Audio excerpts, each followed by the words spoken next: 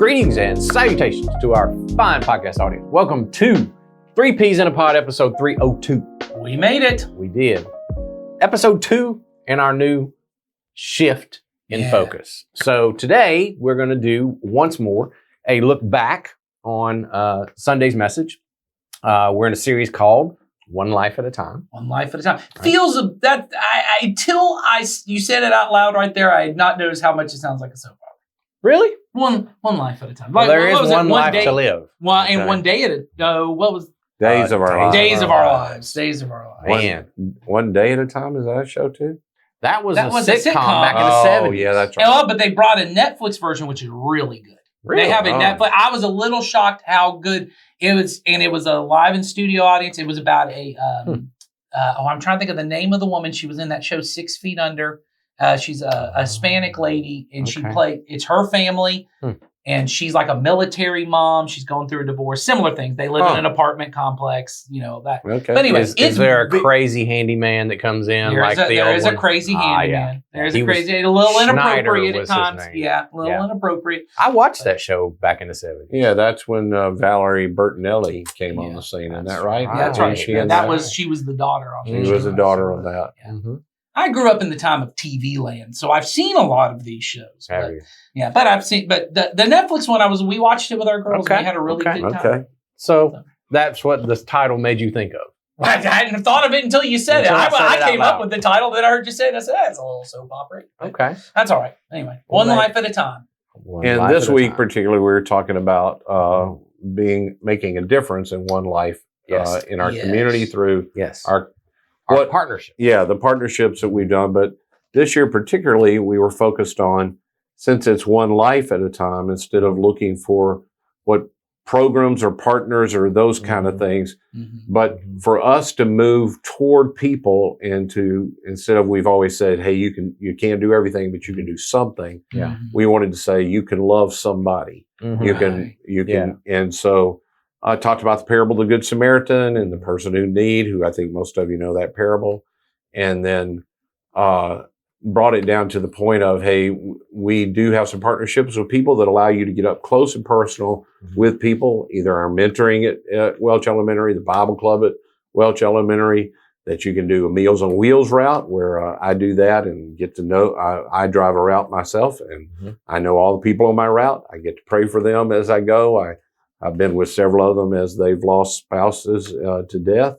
And then you go to the one we're hoping to make a bigger thing this year, which is River Life, which we've had a partnership with, where people in our community that need some, they just can't do the repairs themselves on some light repairs at their home, or somebody needs a wheelchair ramp, or they need grass cut at their house, or they need some yard work done, that we're hoping that we can pair people. And I even have in my mind it could be families, because they don't have an age restriction, that people with elementary kids and the older people in the family, they could all go together. They could adopt someone and they could work together to get to know this person and love that person at their home, and they would know who they were with. Instead of just doing something anonymously, you would be loving somebody. So that's the heart of what we were talking about. Yeah. And I think for what we want to talk about today, I want to just sort of go into that tendency that I think we see in a lot of us to sort of want to, I guess the only phrase, we want to kind of outsource compassion.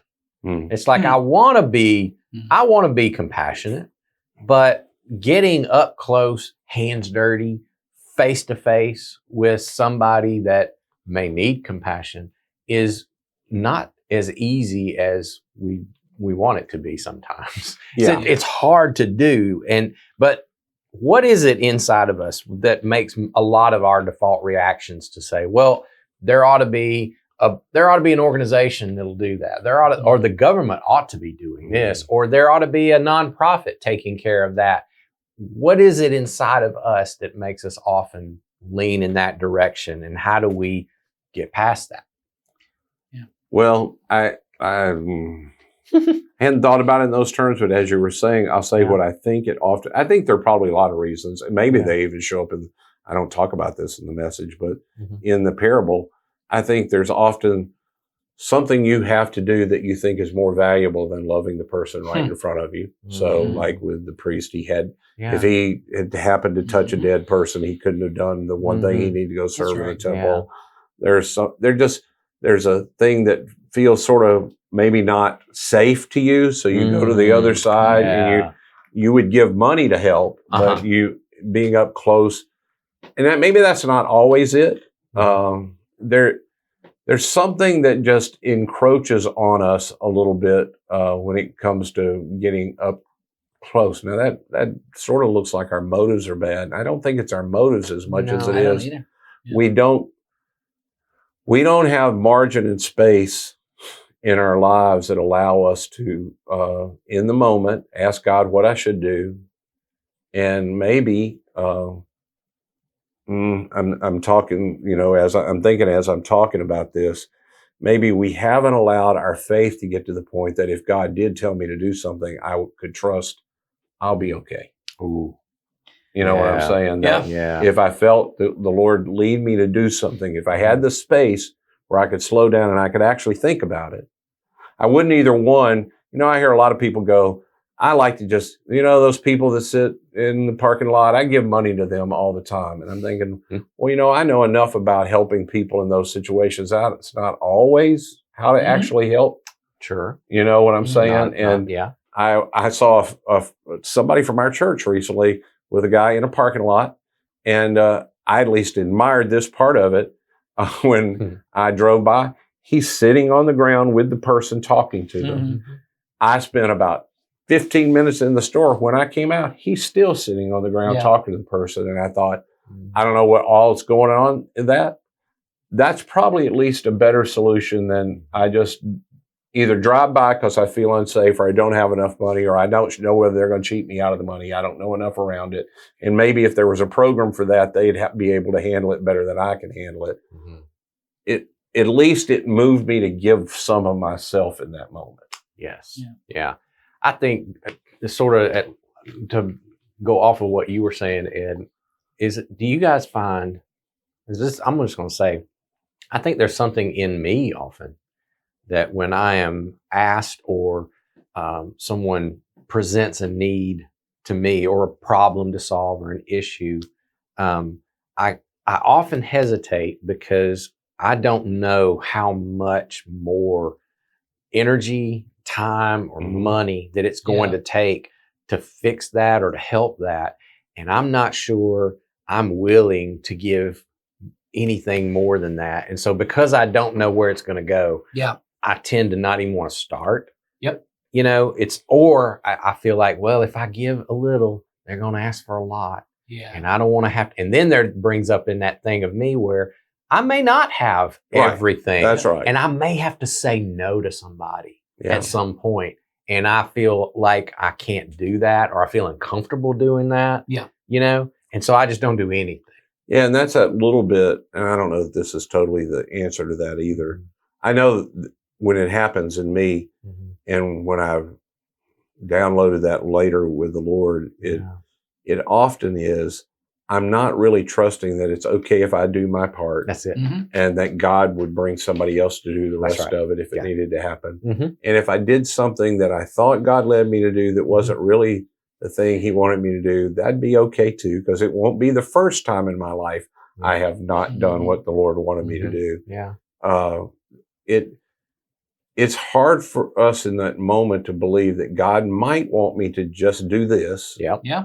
And I'll say the other thing that I think, and this has been a learning for me from the whole time I've been in ministry, because I grew up in an environment where, and this is going to sound bad, although I think there are people that grow up.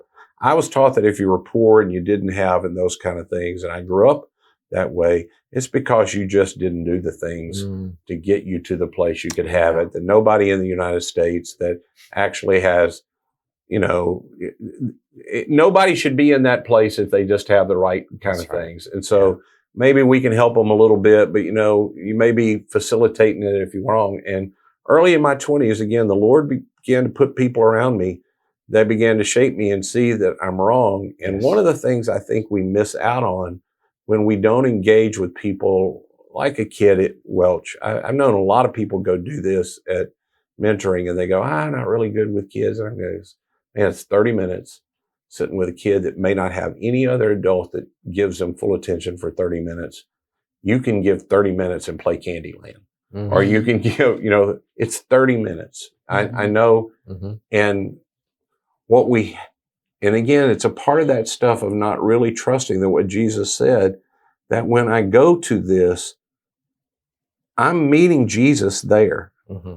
And there are things that I'm not doing for people. They're actually doing for me. Mm-hmm. I am learning things about the Lord and about myself that I would not have known if I hadn't obeyed him and just done it. Yeah.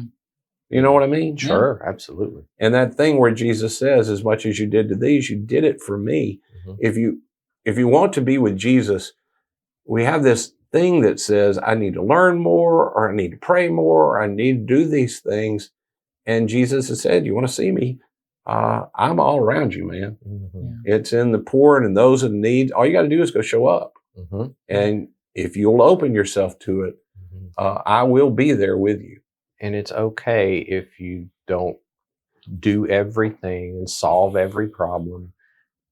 That wasn't what you were called to. I said this recently in a service as we were talking. It's, sometimes we don't take a step because we don't think we can take all the steps. That's right. And you never were called to take all the steps or That's do right. all the things. That's right. You were called to be faithful in this moment. That's right. In this situation.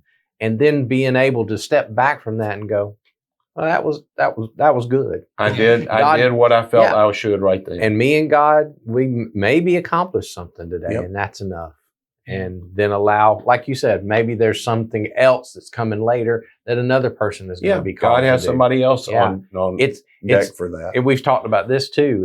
It's that part of following Jesus that is, I release the outcomes to him. Yeah. And I just focus on the faithfulness that he's presented to me in the moment.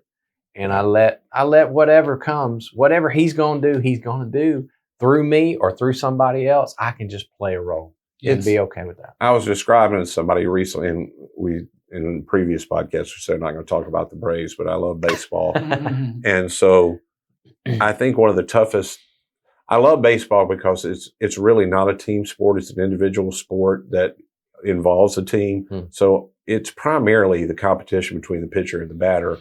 And but the tough part when you're on the team and you're losing, if you're the batter, is I feel like I better hit a home run because ain't nobody else doing nothing. You know what I'm saying? Yeah. And it causes me to often do nothing because I try so hard to do everything that I get in a slump from trying to do too much. I don't trust the guys behind me or the girls behind me to do their part.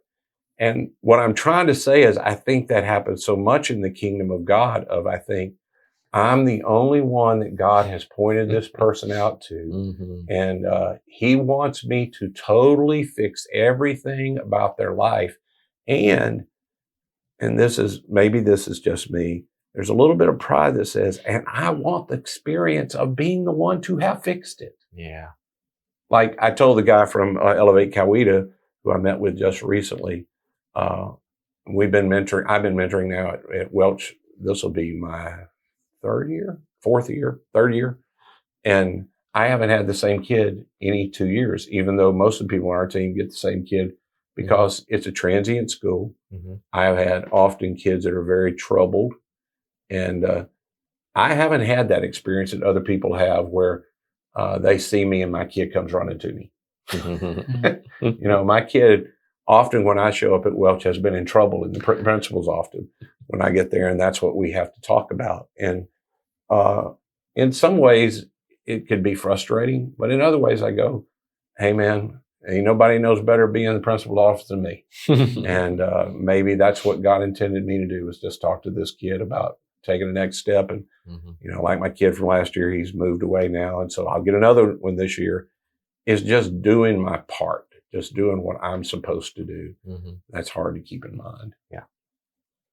Yeah. I think a lot of what y'all have already said, I think is a lot of what is the issue for Mm-hmm. most of us. I think we have an efficiency mindset, Mm-hmm. which means most of us, we really want everything we do to have the maximum impact it can have. I want, and so we even say things like, well, I could give $1 to you, but if I give $1 here, it gets multiplied and it goes to all these different things. So we really have this kind of efficiency mindset of how every dollar we spend, every moment I spend volunteering with a person, how it goes. I think we're just really bad at measuring Mm-hmm. what actually has the biggest impact. I think that's a lot of what Jesus' parables are. Mm-hmm. Is you really think even the Good Samaritan. We'll just take the one that said, you really think this priest being able to go to the temple and do his thing is going to have the maximum impact, so you can't stop with this guy. Well, there's hundreds of other priests they could step in. Someone else could step in, but you really think this is the bigger impact. This was the bigger thing you needed to do. Yep. The one that was in front of you. Now, all that is also to not say, because I've been on the other side of this. I've been kind of on this side of compassion work or justice work or whatever you want to say, of the really personal, one life at a time thing for a long time. And sometimes you get in your head, then that means what the government's doing or what the nonprofit's doing, then that means that's not as important as this. And I don't want to get to that either. We as a church have funded the starts of lots of nonprofits. That's right. And I would say in America, one of the benefits we have with voting and with all the things we can do is that if you really do feel called that, hey, the best solution for this problem is something that the government can do. I'm not saying whether that is right or wrong. I'm saying if you feel that God is leading you, one of the benefits you have is you can vote to see something like that happen. So loving your neighbor is not only the one-on-one, one life at a time thing that you do. That's right. But the thing I think gets in the way on both sides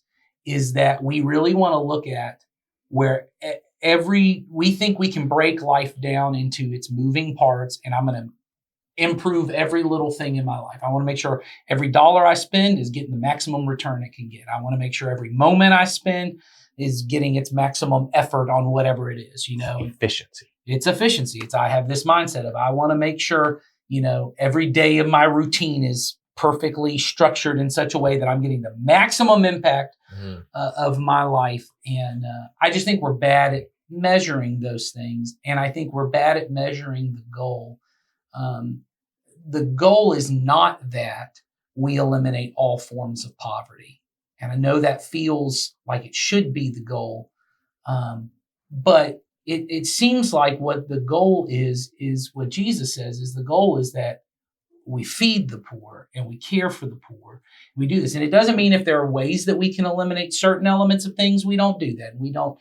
But as Ed's already said, there is also this sense of, we know poverty is the result of human sin. Mm-hmm. There is enough to go around. Mm-hmm. There is more than enough. Yes. I remember seeing somewhere that the amount of money that Americans spend on ice cream per year, if it were given, it would feed the entire world and give enough medication to every person at the current medication price. You don't even have to pass laws to make sure the medicine goes down. We could spend all that just on the amount we spend on ice cream. Now, Sure.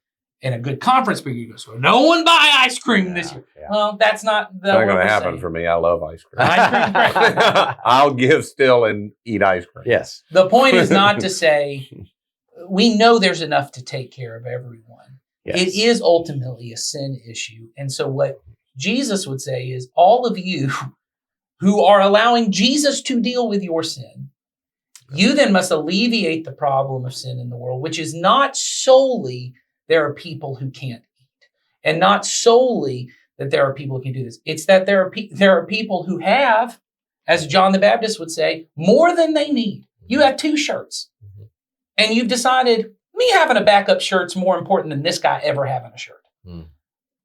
And that issue comes down to, sin has affected my heart and said, this isn't my brother and this isn't my sister. And so in my mind, the way it works is what Jesus is teaching us is this idea of what some people call kinship with the poor, or being family, of seeing other people and going, I'm near enough to a person. So like Ed kind of mentioned with the mentoring thing, it's me looking at a child who's at risk and going, if I could sit with you like I would my own child, even just for 30 minutes a week, and I could just love you and care for you, man, that is doing something in a person's life. Or if I could go and give you a meal on Meals on Wheels, but I also would carry you by name and I'd pray for you like you were my family member. And I'd hear your stories. And sometimes we know, certainly with elderly people who are often the people on Meal on Wheels routes, just someone who would sit and listen to me and what goes on in my day because no one else is listening, the benefit that does for me. And then, as Ed said, the benefit it does for me as a person, because I not only see Jesus, but my heart starts to change in a certain way that isn't efficient. It takes a lot of time, and it's one person. It's not every single poor person, but it might shape my heart in the way that I know anybody, my wife and I we're foster parents and we've adopted through that. Anyone who's ever engaged with the foster system, you think of when people talk about foster children, or when you hear about someone whose parents were incarcerated and everyone says, good, we got them out of the home. And you go, yes, in one way that's good, but there's a lot of other damage. There's a lot of other things going on that those kids are separated from their parents, or when anybody I know who's ever had a family member incarcerated, you think differently about prisoners. Anyone who has a family member who's been on drugs, you think different of when people talk about all the drug addicts, or when someone says, hey, that person on the street, they're just going to use it to buy drugs. You go, yeah, but there's a story, I'm sure. I don't know the story, but I know, and you instantly feel a different, that person, that problem now has a face and has a name, and you go, I don't know their story, but I want to get to know their story. What that does to a person, and then when we talk about a church, what it does to a group of people who have been formed in that way. You can't buy that person's vote. You can't just throw out some propaganda and those people go, oh, well, okay, fine, let's make that happen. You can't suddenly force that person to treat people in a different way. This is Jesus' kind of bigger picture. As we said, it starts with one life at a time. But that doesn't mean we also don't give money to nonprofits, and we want those things to, because sometimes when I have, if I've got a family member who's on drugs, right, I might go, thank God for Coweta Force. Mm-hmm. Thank God there's someone, because they got more resources than I got. And I might be called in to go, well, I want to give some money to make sure they do more for other people. But that doesn't then stop me going, and now I won't ever talk to my son who's on drugs. Mm-hmm. I go, I'm going to help this one person and these many people. I can do both. I don't have to pick one or the other. I can do both things. And like we said, but that one life at a time really shifts something for me. Well, and it shifts something in the poor too. One of the things that I had when when I take mission trips, I would always have people read the book When Helping Hurts. And one of the things that the authors of that book, and there are other books that discuss the same thing, is that poverty is not the lack of resources only. That poverty is the lack of resources is a symptom, and it's I'm separated from. I may be separated from my Creator. I'm separated from my community, or I'm separated from my environment. And so when we go in to solve it, I have to work on those problems. And what I find in working on the problem with a person who is experiencing financial difficulty, poverty in some way with food or whatever is, I find that I also have some of those things. I have not totally seen my Creator that they show me. I have been separated from this person that was in my community. And as we begin to work together to rebuild that connection, it helps us both begin to rebuild, and that person then can have the footing to get to the place that they need to be.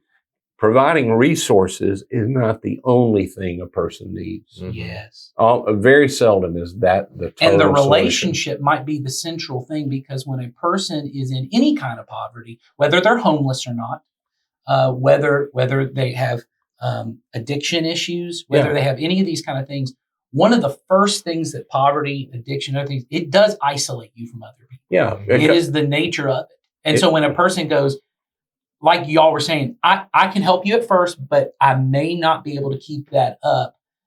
The love to go, I'm going to still be with you. I'm not leaving you just because I can't pay for your next rehab. I can't pay for this next whatever, or I can't pay for you to get in a hotel room tonight, but I still, when I see you, I'm going to come, I'm going to talk to you. I'm going to care about you. It relationally brings something.